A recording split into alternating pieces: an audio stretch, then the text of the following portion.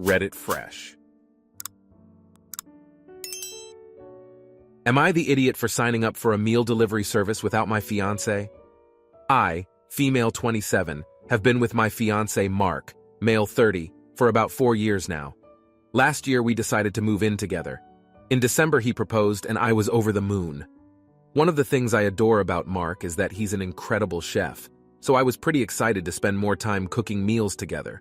Unfortunately, that's no longer happening. I am an athlete and have maintained essentially the same weight since I was a teen. I don't closely track calories, but I am pretty conscientious about what I put into my body, and Mark and I try to cook healthy most of the time. I don't weigh myself regularly, but I could tell something was wrong when my body started looking much softer late last year. My diet and exercise routine hadn't really changed. I stepped on the scale and nearly cried when I discovered I had gained almost 20 pounds since I last checked in. I immediately took 3 pregnancy tests. Thankfully, they were negative. At first, I thought maybe I had actually just overdone it through the holidays and not noticed. I started skipping breakfast and logging every single thing I ate and was floored when the scale didn't budge.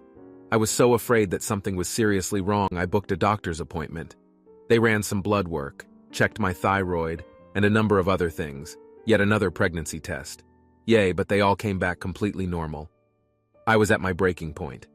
Instagram had started serving me non-stop detox, fitness, meal prep, and pharmaceutical weight loss content. It was driving me insane. I decided I was going to eliminate myself as a variable, so I signed up for one of those healthy meal service delivery kits with pre-portioned meals. Mark found the box before I did and went ballistic. He started yelling about how I was being irresponsible with my money, how it's such a waste, terrible for the environment, and how I thought I was too good for his cooking. While we don't actually pool finances at the moment, we generally run larger purchases and big commitments by each other. I didn't mention the meal service kit because I can easily afford it, and, on some level, I knew Mark would be really disappointed that I didn't want to cook with him anymore. I don't want to eat this stuff forever, it's so bland and boring, but the weight has finally started falling off. Am I an idiot? Everyone sucks here. Honestly, I'd be upset too if my live-in partner decided that they were going to start eating all their meals separately from me, especially if I was cooking for or with them on a regular basis. Did you ever talk to him about your concerns with his food possibly making you gain weight? It sounds like you blindsided him with this because you knew he wouldn't like it, which isn't great communication. If you don't feel comfortable talking to him about this stuff, then you most likely have bigger problems than just the scale. You're an idiot. You are putting unreasonable expectations on your body. You should be talking to a nutritionist/dietitian. Which one has a degree? I forget, but go to that one, and have a professional give oversight to your diet. A meal kit is just another gimmick diet and you fell for it. Also, after 4 years together, you and your fiancé have built a food culture and love language around shared food. You chucked it out the window for a gimmick. Was it worth it? Now for the next story. Am I the idiot for telling my wife that if she wants to go on a solo trip to Wales that I would go on the Europe trip we've been planning by myself? My wife of 9 years loves to travel. I do too, but up until recently, for personal reasons that I'm not comfortable talking about, I couldn't travel internationally. Nevertheless, throughout our relationship, she has gone on vacation to other countries by herself or with a friend multiple times. It hurt every time that I couldn't go with her, and I would express my desire for her to not go, and instead we could go somewhere stateside together. But traveling was so important to her that she booked the trips and went anyway. In her words, going somewhere in the US was lame. Eventually, I accepted that it was wrong of me to try to keep her from going just because I couldn't, and I supported her going on the trips, although it still always hurt. I was able to support it in part because she always told me she would love nothing more than for me to join her on the trips, and that when I was able to, we would always go together. Fast forward to now. I'm finally able to go on international trips with her, and indeed, I've been planning a trip with her all year to Europe. We've talked about it, and have been looking forward to it immensely.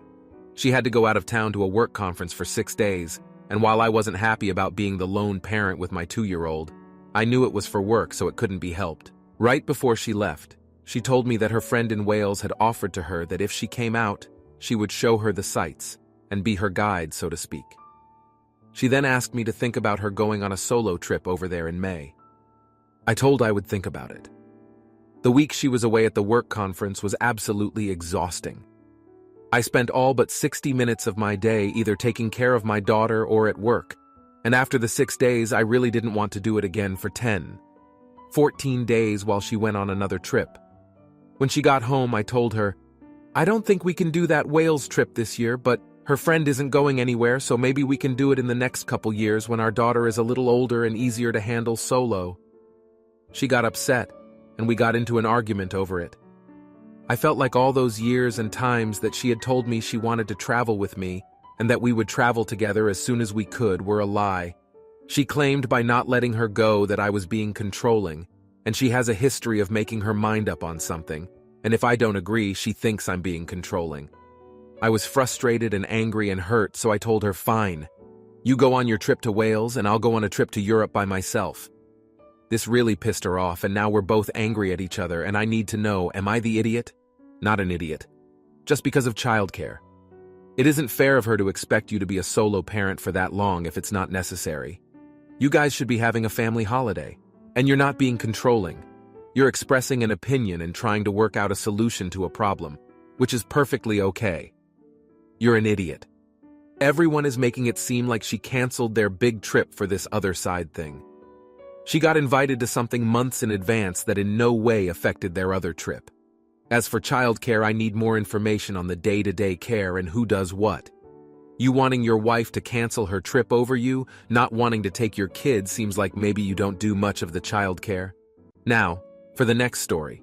Am I the idiot for refusing to share a room with my stepsister? I'm female 15, on a travel team for soccer. Usually when I have a game, I go with my dad, but this one is during spring break, so my dad, stepmom, brother, 13, and stepsister, 9, are here, and we came 2 days early and are staying 3 days late. I like my stepsister, but she's high maintenance. She has nightmares and wakes up screaming. My stepmom has to spend an hour every night putting her to bed. She has accidents at night, and she acts like she's 5 or 6, not 9. We rented a 3-bedroom house for this trip, so my dad and stepmom got a room, my brother got a room, and I'm supposed to be sharing with my stepsister.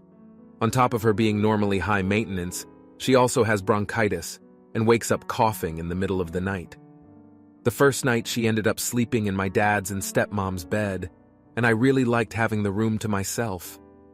Then the second night they put her to bed in my room. I hated having my stepmom here for so long and having to be quiet after 7. Her bedtime is 8. But at 7 they start bedtime stories, and my stepmom lays down with her and rubs her back, and they want me to be quiet so she could calm down and go to sleep.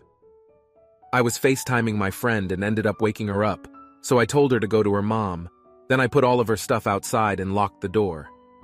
My stepmom took her to sleep with them, then came to yell at me the next morning because I didn't want to babysit her kid all night.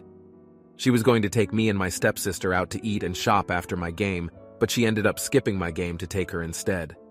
She ended up buying a tent and an air mattress for my stepsister, and she's sleeping in their room, but my stepmom is still mad at me, and my dad thinks I was rude and would have sucked it up for a few days. Am I an idiot for not sharing a room with my stepsister? Not an idiot. All those things are your dad and stepmom's problems, not yours. The purpose of the trip was for your game. Your performance should not be impacted by having to deal with all this other stuff. Also, if your little brother could get his own room, they should have made sure you had your own room as well. You're an idiot. Your question is disingenuous. You didn't just not share a room. You didn't want to share a room, so you intentionally did loud activities while she was asleep. Then when she inevitably woke up, you threw her stuff out into the hall and locked her out. Not wanting to share a room? Reasonable. Calling someone else high maintenance, and then being the one to throw a childish hissy fit for not getting your way. Now, for the next story. Would I be an idiot for asking my sister to not bring her doll to Easter? I, female 37, have a sister, female 34, who has had a lot of grief recently. A year ago, she lost a baby to trisomy 18. This was hard on her and her husband, and they ended up divorcing, and she has had a very hard time coping since. To cope with the loss, she purchased a reborn doll, one of the super realistic baby dolls meant for people who can't have children to dress up and care for. I think it's very creepy. and maybe not the best coping mechanism, but she's in generally better spirits since she bought it, so perhaps I should shut up. The problem is that she insists that the doll is real, and that's where I come from when I say it's not a healthy coping mechanism. She's brought it to family gatherings and will change it, pretending to feed it with a bottle full of water. She even drives it around in the car seat bought for her deceased child. I've asked her to do things with me, but there have been at least 2 occasions where she's declined because her doll was sick. I have not said anything as this is a very sensitive topic, but other relatives have expressed similar sentiments to what I'm writing here. I have been tasked with hosting Easter this year. I want my sister to be present as I love her very much, but I want her present without the doll. So maybe she will focus on the family that is here and loves her instead of the doll. The thing is that it is a coping mechanism for 2 horribly tragic events in her life that happened very recently. Even if it is a bit strange, I wonder if I have any real ground to stand on to ask her to not bring it outside of the standard my house, my rules argument. Would I be crossing the line, or is this totally fine? Would I be an idiot? No idiots here. But trying to ban the doll is not the answer. She needs therapy, badly. And while you can't force her to do that, trying to force it is not the answer. Your heart is in the right place, but it might be better to approach her about therapy first. No idiots here. But what is most alarming is that she truly believes it's real. That's a very scary delusion that, if left unchecked, can develop into something much worse. This isn't about Easter dinner. She really needs therapy. And I know you said she declined, so I would talk to a professional and see what they suggest. For the time being, though, maybe just let her bring it. Now for the next story. Am I the idiot being upset with how So handled vet appointments? I recently noticed something concerning going on with my pet. Nothing crazy, but enough to warrant a trip to the vet. The issue is that by the time I get off work and on my day off, the vet is closed. I asked my SO if they would take my pet to the vet for this specific thing I was concerned about, and they said yes. There have been instances in the past where my SO will be doing me a favor and will deviate from the plan and make decisions for me that I didn't ask for, that often lead to costing me more money than planned, such as taking my car to the shop for me and then agreeing to additional work that it probably needs, but I did not want done. I know it comes from a good place, but I don't appreciate decisions being made for me, especially when I am the one financially responsible for them. Leading to the vet visit, we talked about what I was concerned about, what was being done, what I had arranged the appointment for. I reiterated these things in a text and said please call me if they say anything else needs done other than X, Y, and Z so I can make the decision myself. They said okay. A little while after the appointment, they told me what the bill was and what all the vet did. The bill is almost double what I had been quoted over the phone, and there were several tests and a shot given that I did not ask for or agree to. So says they misunderstood my text about not allowing extra work without checking with me, and says my text message did not mention the specific testing I was okay with, so they agreed to all the extra testing and the extra shot that came with testing. I did not mention XYZ testing. I did just say testing, but we talked about it previously, and the specific testing I was okay with was literally in the text message 1 up on the thread. I'm upset they made a decision about my pet and my finances without calling me. They said it's a simple misunderstanding. Am I an idiot? ETA. At the end of the day, it's thankfully not an amount that's going to break my bank, so I'm just letting it go. It was just really frustrating in the moment to feel like I went through all the work to explain what I was and wasn't okay with, and for it to feel like I was ignored. But ultimately, I'm just thankful for the help getting my pet to the vet. Also, if it's relevant, the pet is solely mine. This is not her normal vet, just one that had availability to see her the soonest. She will be going to her normal vet for her routine work and vaccines when I'm able to schedule some time off, which is why I only wanted certain things addressed at this appointment. Not an idiot. To everyone saying that OP is the AH, it's pretty common sense that unless it's an emergency, you don't make major decisions on behalf of someone else's loved ones or finances. And OP should have a partner that does understand that. It's not that hard to understand. Now, if SO had tried to reach OP to ask what was okay and OP couldn't be reached, that's a different story. Not an idiot.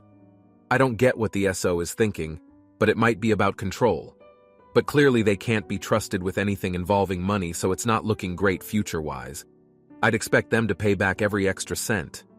Now, for the next story. Am I the idiot for buying a PS5 for my daughter when my ex asked me not to?